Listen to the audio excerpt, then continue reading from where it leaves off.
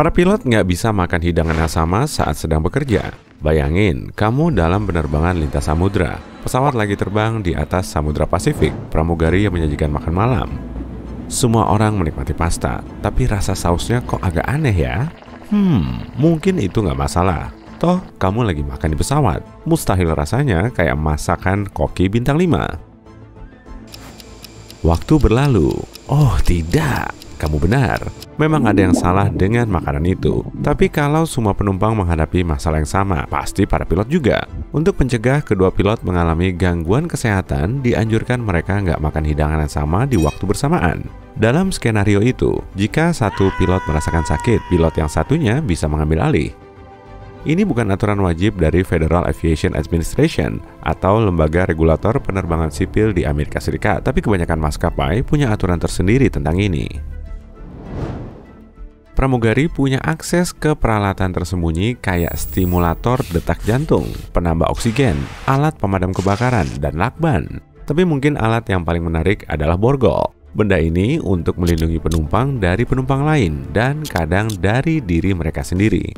Ternyata pramugari punya semua yang dibutuhkan untuk mengatasi pembuat onar. Kacamata hitam penerbang kelihatan keren pas dipakai pilot di film-film. Tapi di dunia nyata, mereka nggak memakai kacamata polarized loh. Pertama, kacamata ini punya efek mengurangi silau. Ini bisa menimbulkan beberapa masalah di kokpit, kayak display LCD melepaskan sinar terpolarisasi. Jadi, para pilot yang berkacamata polarized nggak akan bisa membaca tulisan di display dengan efisiensi 100%. Nggak seharusnya pilot memakai kacamata ini karena alasan keselamatan saja. Bayangin, cahaya silau berasal dari kaca depan pesawat lain, tapi pilot nggak melihat pertanda itu karena memakai kacamata hitam polarized. Pernah melihat lubang di ekor pesawat? Nah, kebanyakan pesawat komersil memiliki lubang ini. Lain kali, kalau kamu naik pesawat, perhatikan lebih cermat ya. Lubang itu punya nama keren loh, Auxiliary Power Unit. Dari luar mirip lubang, tapi sebenarnya itu mesin turbin tersembunyi. Seringnya APU akan tetap mati selama penerbangan. Alat ini akan bekerja saat pesawat mendarat. Mesin ini menyediakan daya bagi lampu-lampu, AC kabin, dan alat-alat elektronika di kokpit. Tapi jangan remehkan kekuatan APU. Mesin ini juga bisa menyediakan daya yang dibutuhkan untuk menyalakan mesin utama loh. Kamu telah nonton video sisi terang dan tahu apa itu APU, pembukaan yang bagus. Sayang, kamu lagi nggak mood buat ngobrol. Kamu cuma ingin naik pesawat, mendarat, dan mulai liburan. Tapi sekali lagi, di atas pesawat cuma ada satu pintu. Kamu ada di akhir antrean. Kenapa umumnya pesawat nggak punya banyak pintu? Menurut para ahli, masalah terbesarnya adalah jembatannya butuh banyak tempat. Jika pesawat dimuati dari depan dan belakang, butuh 2 slot. Ini nggak ideal bagi pengelola bandara. Terminal yang baru direnovasi atau dibangun cenderung memiliki 2 tempat boarding dibanding terminal lama. Kita ganti haluan. Yuk, kita masuki kapal pesiar. Di kapal, ada sejumlah lorong tersembunyi dan pintu rahasia loh. Rahasia ini diketahui dari orang dalam. Staf kapal kebanyakan bekerja di area yang sudah ditentukan. Gimana seorang pekerja bisa pergi dari satu tempat ke tempat lain tanpa memakai tangga dan pintu yang dipakai penumpang? Ada sebuah jaringan koridor dan tangga di seluruh kapal yang hanya dipakai kru. Aku serius tentang pintu rahasia itu. Pintu-pintu ini menyatu dengan dinding, jadi nggak terlihat oleh mereka yang nggak tahu di mana letak pintu itu. Mungkin kamu akan menemukannya tanpa sengaja. Ini petunjuknya. Perhatikan dinding-dinding di dekat tangga tamu. Coba bayangin kapal pesiar raksasa sebagai logam yang terapung. Ini membawaku pada fakta seru tentang kabin kapal pesiar. Dinding kapal pesiar bersifat magnetik. Bayangin, kamu bepergian ke beberapa negara di atas kapal pesiar. Pelayaran selama sebulan. Kamu kumpulin magnet bertema destinasi dan menghias kabinmu. Pencipta kapal pesiar sejati tahu keajaiban magnet ini. Jadi, mereka taruh sejumlah kait magnet dalam bagasi mereka. Tips berikut, pakai kait magnetik untuk menambah ruang penyimpanan di kabinmu, gantung pakaian dan aksesori, kartu pos, atau topi. Omong-omong tentang kapal, kenapa sebagian kapal dan perahu punya lubang-lubang kecil yang terus-terusan melepaskan air? Agar lambung kapal bebas dari air. Seiring waktu, air menumpuk di lambung kapal dan pompa lambung secara otomatis memompa air itu keluar.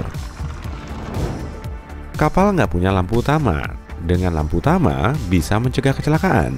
Jika lampu utama membantu di mobil, kenapa nggak dipakai kapal? Lampu utama adalah sumber cahaya, tapi cahaya yang dihasilkan memantul kembali ke sumber cahaya di saat yang sama. Pada mobil, misalnya, area yang ingin kamu terangi sempit, dan kamu bisa langsung bertindak kalau ada rintangan di jalan.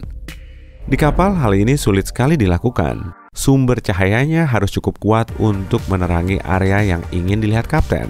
Kapal kargo besar, misalnya, butuh jarak lebih dari 1,6 km untuk berhenti atau mengambil tindakan.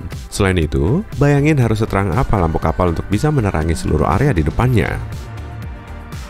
Kapal saling melihat satu sama lain dengan berbagai jenis lampu yang disebut lampu navigasi. Lampu ini kecil tapi praktis. Mereka mengaturnya dengan cara standar hingga kapal bisa melihat satu sama lain.